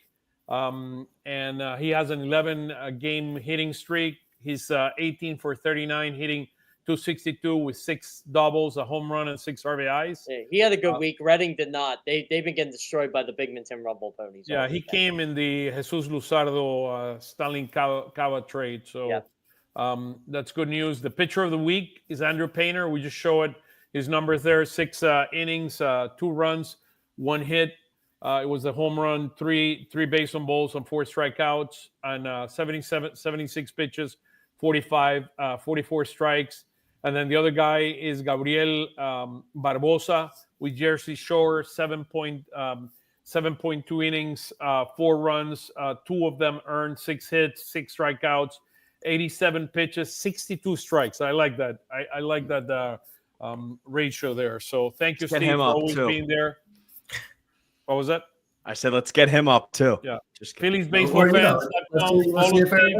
He's the best. Huh? Player of the week. Yeah, absolutely. Talking about this week, here's kind of what we have on the dock. So we're going to Chicago.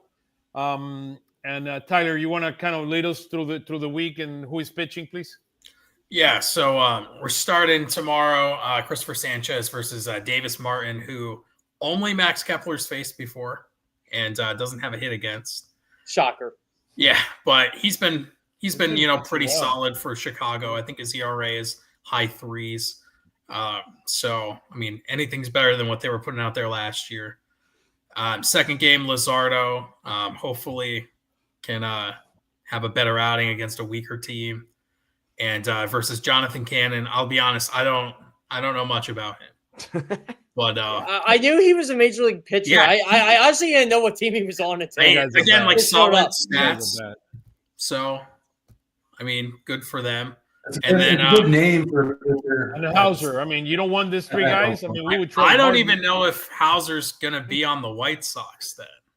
Yeah, So, I don't either. He might be gone. Same with Robert. especially if it's a day before the deadline. Do they even pitch him? Like, do they just Probably scratch not. him? I They'll probably wouldn't. scratch him. Yeah. So, and against Walker. So, hey, you never know. Maybe Walker's trade. Maybe they need some of that money. Who knows? mean, I will Chicago- say too, really Chicago quick on the going White up. Sox. Chicago White has been Sox- playing well, right? I was They're just about to 4 in the say, last 10. Go ahead. They've been scoring some runs. Yeah, Out of the All-Star break, 10, 10, 7, 8, 11, 12. They've been hitting the baseball. Who are they playing against? Luis Robert Jr. is a big part of that, right? The Pirates, the Rays, and the Cubs. So, not horrible pitching staffs. Hey, you know what? I give them credit. They're not as bad as they were last year. No, they're not. They have a better. I saw I can't remember what account it was from, but over the last I think it was the last 40 games or 45 games, they have more wins than the Yankees. Wow. So that shocked me a little bit. We got some good pitching matchups next weekend. And yeah, and then Can we get to that? Oh, yeah, baby. Man. Friday says Google, but I know his wife is like almost due any day now, so that might end Damn. up Are we changing. gonna, Look at I that. am I hoping wanted that to though. say Google. Tyler, look at that. PhilsTailgate. I mean, knowing what is it? TMC. Wife The source. TMC guy.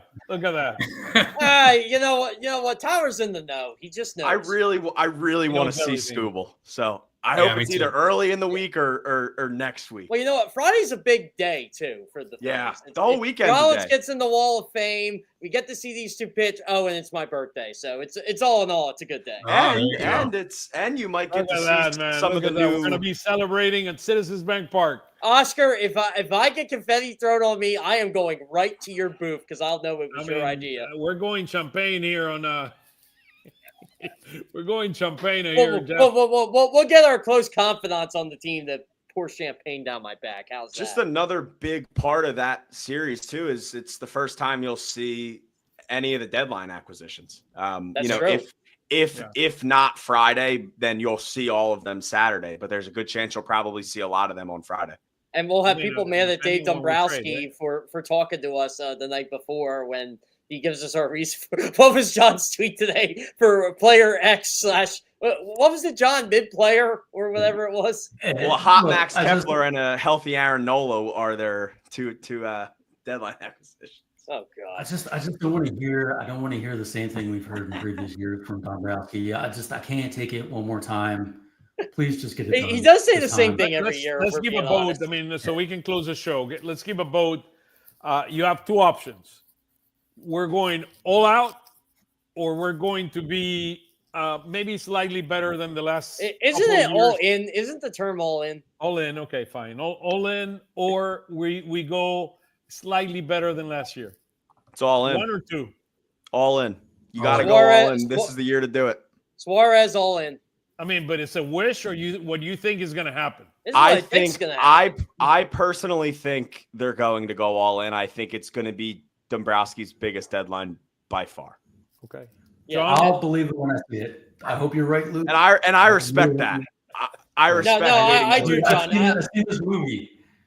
John, I like your cautious optimism. I'm just telling you, it's like all those reports they were going to be aggressive from earlier in the month. They've all like there's legs to it. There are. But I also think it's big too, just because like I think in years past, a lot of the reports have been, well, they don't want to give up this guy, and they don't want to give up this guy, and they don't want to give up this guy, and that's not the case this year.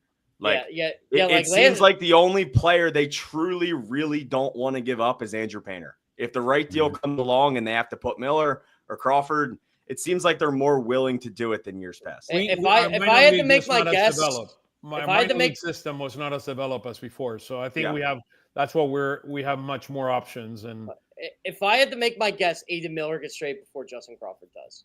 Wow, that'd be my guess. Well, I think as Aiden Miller's, he's not there yet. As far as prospects, he's more valuable as a prospect. Exactly. Maybe not a player. I would keep Aiden Miller personally. I think Aiden Miller is going to be a light version of Bobby Witt. Nothing wrong with that. That'd be awesome. Yeah, that'd be great. Really I mean, look, the guy's hitting like under 230, but man, he has a high on base percentage. And when he gets on base, he does some damage. I mean, he's moved fast through the system because we wanted to bring him up in a couple of years. That's why he moved fast. This guy, give him another year at AA. This guy's going to dominate that league. This kid is a special hitter. I think it's a steal that we got him. I think this guy, I really think very, very highly of him. I'm telling you, someone who's seen him multiple times this year, he's good. Like I always try to tell people, don't fully look at the box score from this guy. Go watch this guy play. It's people rave about him. I mean, he can run. Bobby Witt can run. He can field too. Shortstop. He can field. And the guy he was drafted because of his bat. If Aiden Miller is ever in, sorry, go John. You're good. Just why have they not tried Miller out at third base a little bit? If they're thinking long term, they're going to keep him. Turner's your shortstop. Bohm is maybe not in your plans for the long term future. Even if he might be the shortstop of the future. They really haven't tried Aiden Miller at second base either. I thought they'd try him there, but I just think they want him just that one position. Might be the shortstop of the future. I mean, we don't know that. Yeah, I mean, but you have Trey Turner locked in for a while, right? Well, Trey Turner could also move too. I think Trey Turner he's finally starting to play good shortstop. Yeah, I get it. I do. It's look, Alec Bo's finally playing good third base. I wouldn't be surprised that he gets moved. That he's moved to second base down the road. I mean, it's a possibility. Yeah. You got to remember, by the time Aiden Miller comes up, Trey Turner's probably going to be like 34. So yeah. Hey guys, cannot thank you enough. So, by the way, excuse me, Tyler, I didn't ask you. You have the final vote. Dude. Are they going all in, or they're going to go slightly better in the last couple of? I think they're going all in because you're just hearing more about it, and you have more established prospects now.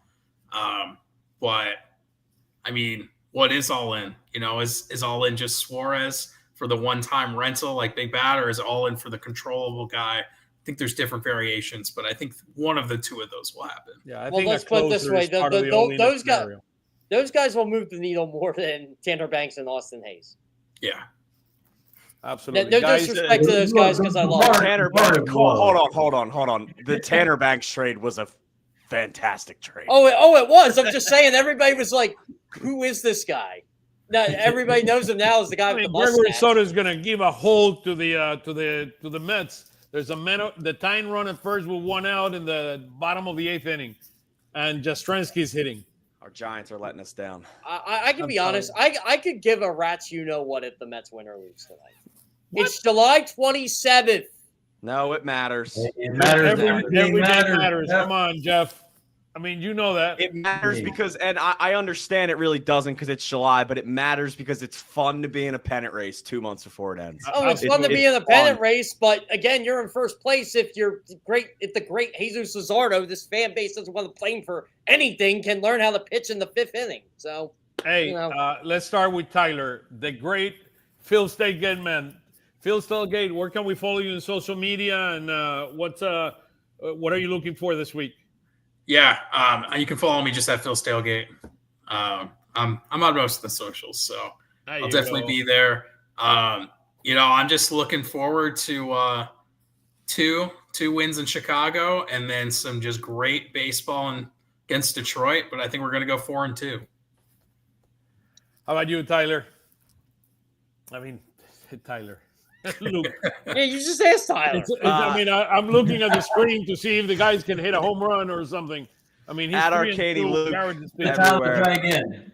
Go ahead, Luke. Go ahead. So I'm either at Arcaini Luke or at Luke Arcaini. Either or. Lot of writing this week. Very busy week, obviously, as we all know. Hopefully writing about some big things rather than some small things. But writing videos everywhere. It's a very extremely busy week. That Stransky struck out, 2 outs in the inning. Tying run at first. Come on, let's go. And they're going to change the pitcher as usual, right? In the middle of the inning. Don't you love guys? You're in the middle of the whole thing, and then they decide they want to change the pitcher. John, where can we follow you on social media? John Foley or Foley John, or what's the story here? At 2008 Phils. There's the man. Everything is right there on Twitter, Blue Sky. Absolutely. Guys, you guys are the best. Thank you so much. On behalf of Jeff and I, cannot thank you enough for joining us today. Look, it's going to be a fascinating few days. Everybody's going to be on the clock in the middle of the night, in the morning, checking their not a lot of Twitter sleep or the this Blue week. Skies or their Instagram. What happened? We are going to have a very special post-trading deadline show on Thursday at 8 p.m. We have an off day, so we're going to be here. Team Kelly's going to be joining us. We're going to be evaluating what prospects went out, what prospects came in, and we're going to see if we're going to be celebrating or not. Thank God the deadline day is an off day this year, because I don't like doing the deadline and doing a game at the same time. Yeah, it's going to be fascinating. And then next Sunday, because MLB decided to put the Tigers game at night, we're going to have Anthony Sanfilippo is going to be with us just after the game, so we can review and kind of we're going to do a quick Phillies Weekly that week. I mean, after the game, and we're going to chat and continue to have some fun. So PhilsTailgate, Luke Arcaini, Luke, or at Phil's 2008 Phil's. I mean, follow John. You guys are the best. Thank you so much. Thank you. Look forward to spending a wonderful week. And Dave Dombrowski, go for it, man. This is the time. The window is there. Go. On the plane. Take care, guys. Thank you so much. Hey, guys.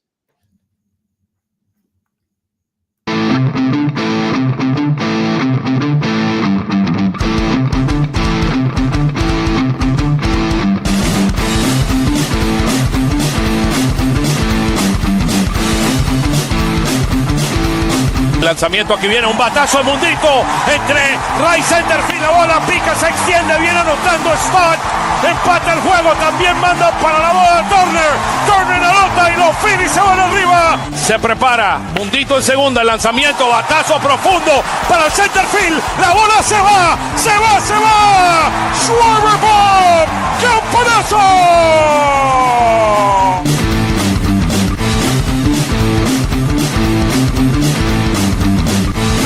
Aquí viene el lanzamiento. Swing y